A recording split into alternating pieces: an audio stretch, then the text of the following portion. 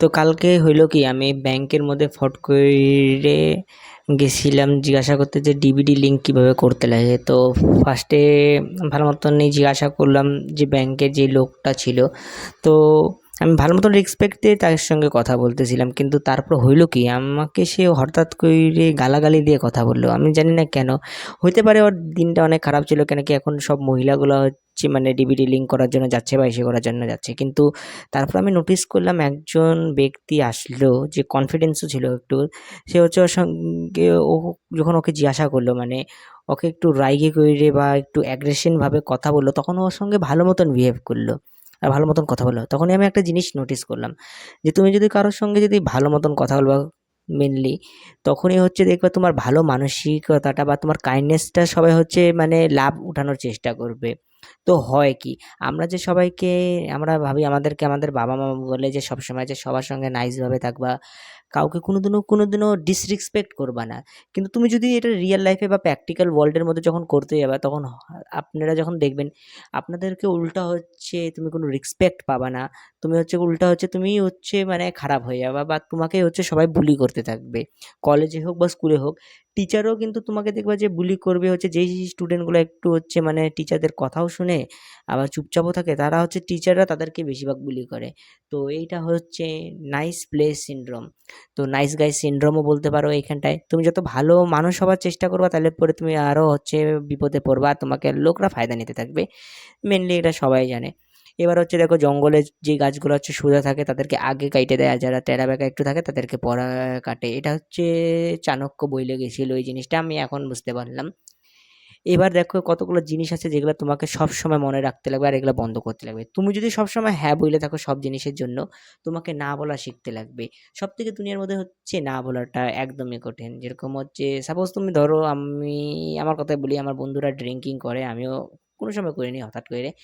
এবার হচ্ছে আমার কাছে যদি পকেটে যদি ৳২০০ যদি থাকে আর ওই ৳২০০ আমার লাগবে, আর বন্ধুরা যদি আমাকে বলে টাকাটা আছে, আমি এখন নাও বলতে পারতেছি না যে আমার কাছে ওই টাকাটা অনেক ইম্পর্টেন্ট। আমি আমার বন্ধুদেরকে না বলতে পারতেছি না। একটা হচ্ছে জাস্ট অল্প টাইমের জন্য প্লেজার বা মজার জন্য আমি ওদের সঙ্গে হচ্ছে ওই ফালতু কাজটা করে নিলাম। এটা হয়ে গেল। এবার দেখো না বলাটা অনেকটাই কঠিন। সবথেকে না বলা হয় নিজের লোকদেরকে একদমই না বলাটা। যেরকম হচ্ছে আমি আমার পরিবারের যদি কেউ আমাকে বলে, দেখো আমার পরিবারের মধ্যে একজন রিলেটিভ আছে। সে হচ্ছে তার বাচ্চা হয়ে গেছে, এখন আমার বাড়িতে ঘুরতে আসছে। এবার আমি হচ্ছে নাও বলতে পারতেছি না যে আমার অফিস ওয়ার্ক বা যেই ওয়ার্কটা আছে আমাকে ওইটা করতে লাগবে। কিন্তু হচ্ছে ওর বাচ্চাটাকে আমাকে সামলানোর জন্য দিয়ে দেয়। তো মেন হচ্ছে ভাই বাচ্চাটা ওকে সামলাতে লাগবে। তো আমি কি ঠেকানে রেখে দিছি কারোর? তুমি হচ্ছে নিজের ব্যাপারে ভাবতে লাগবে। তো এটা হচ্ছে ১ম এ না বলবাটা শিখতে লাগবে। তারপর হচ্ছে নিজের ব্যাপারে ভাবতে লাগবে। দেখো তুমি যদি আজকের দিনের মধ্যে যদি নিজের ব্যাপারে না ভাবো না, সবাই হচ্ছে তোমার থেকে লাভ নিতে থাকবে। তোমার বন্ধু বলো বা তোমার নিজের ক্লোজ রিলেটিভ বলো, সবাই নিজের লাভ নিতে থাকবে। আজকালের হচ্ছে লাভ ছাড়া কোনো দুনিয়া চলে না। সেকেন্ড পয়েন্টটা হয়ে গেল। এবার হচ্ছে থার্ড পয়েন্ট হচ্ছে, তুমি ভাবতেছো যে তুমি আজকে তোমার একটা বন্ধুকে হেল্প করতেছো, সবসময় উপকার করতেছো, সবসময় তার কি হচ্ছে তুমি অ্যাভেলেবেল থাকতেছো। কিন্তু তুমি দেখবা তুমি যদি যে বন্ধুগুলার ফট করে হেল্প করতেছো না, তোমাকেই হচ্ছে ওরা বাস দিয়ে দিতে পারবে। আমি উদাহরণ হিসেবে আরেকটা বলতে পারি। তো আমার একটা বন্ধু হচ্ছে আমার কাছ থেকে হচ্ছে ৳৫,০০০ নিয়েছিল। এবার হইল কি, ইন্ডিয়ার মধ্যে একটা জিনিস আছে দেখো, স্পেশালি বাইরে গেলে হয় না। যদি আমরা কাউকে যদি টাকা ধার দিয়ে দিই না, তখন হচ্ছে রিকভারি করা না অনেকটাই কঠিন হয়। স্পেশালি যদি ওটা তোমার বন্ধু হয়, আত্মীয় হয়, তখন মনে হয় কি টাকাটা হচ্ছে ও নেয় না, টাকাটা হচ্ছে আমি হচ্ছে নিছিলাম। তখন এত লজ্জা লাগে যে নিজের টাকাটা চাইতে।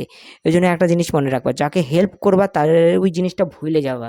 যে তুমি হেল্প করছো ওইটা ভুলে যাইতে লাগবে। দেখো একটা হিন্দিতে ভালো একটা মহাবরা আছে যে, নেকি কইরে ভুলে যাইতে লাগে, নেকি করো দারিয়ার মধ্যে ডাইলে দিতে লাগবে। এই জিনিসগুলো তুমি যদি শিখে যাও, তাহলে পরে তুমি যেকোনো জিনিসের মধ্যে পাইরে যাবা।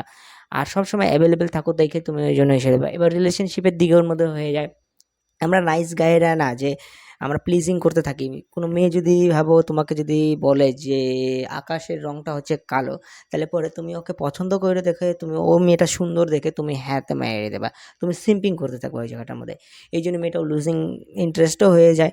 মেয়েগুলো দেখো দেখবা যে মেয়েগুলো হচ্ছে কোন ছেলেগুলোকে বেশি করে, যারা হচ্ছে ডমিনেট করতে ভাল লাগে, যারা হচ্ছে একটু কন্ট্রোল টাইপের ছেলে থাকে বা যারা হচ্ছে একটু টক্সিক বিহেভিয়ার থাকে, সেই যেগুলো ওই ছেলেগুলাকেই মেয়েরা বেশি পছন্দ করে। কিন্তু তুমি যদি প্লিজিং করতে থাকো না, তাহলে পরে মেয়েগুলো আরও তোমার দিকে দূরে থাকবে। এটাই হচ্ছে মেন জিনিস। তোমাকে নাইস হওয়াটা বন্ধ করতে লাগবে।